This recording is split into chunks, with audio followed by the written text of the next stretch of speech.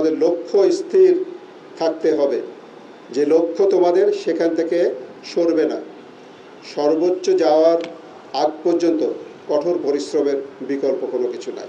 যে বাংলাদেশ সেনাবাহিনীর যে আমার নারী দলের যাত্রা শুরু করেছে, আমি দৃঢ়ভাবে বিশ্বাস করছি যে এর ভিতর অনেকেই ইনশাল্লাহ জাতীয় দলেও অংশগ্রহণ করতে পারবে, এবং এভাবে বিশ্বাস করি যখন জাতীয় দলে তারা যাবে, দেশের গণ্ডি ছেড়ে বিদেশের মাটিতেও সেনাবাহিনী তথা দেশের সুনাম বয়ে আনবে বলে আমি বিশ্বাস করি।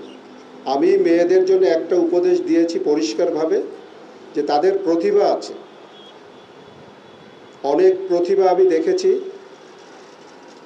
অকালেই ঝরে পড়ে যায় যদি না শৃঙ্খলা নিয়ম এটা মেনে না চলে। শুরুর এই গৌরব বা শুরুর সাফল্য অনেক সময় অল্প বয়সে আমাদের অনেককে ডিরেল করে ফেলে। তাদেরকে আমি উপদেশ দেব, তোমাদের লক্ষ্য স্থির থাকতে হবে, যে লক্ষ্য তোমাদের সেখান থেকে সরবে না।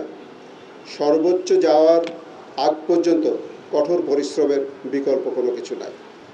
বাংলাদেশ সেনাবাহিনী প্রধান এবং অলিম্পিক অ্যাসোসিয়েশনের প্রধান হিসেবে আমি সব কিছুই করব যা আমার দ্বারা সম্ভব, যাতে করে শুধু বাংলাদেশ সেনাবাহিনীর মহিলা দল না, বাংলাদেশের নারী দলগুলো অন্যান্য ক্ষেত্রেও যারা উন্নতি করতে পারে সেই বিষয়ে আমার ভূমিকা সবসময় থাকবে।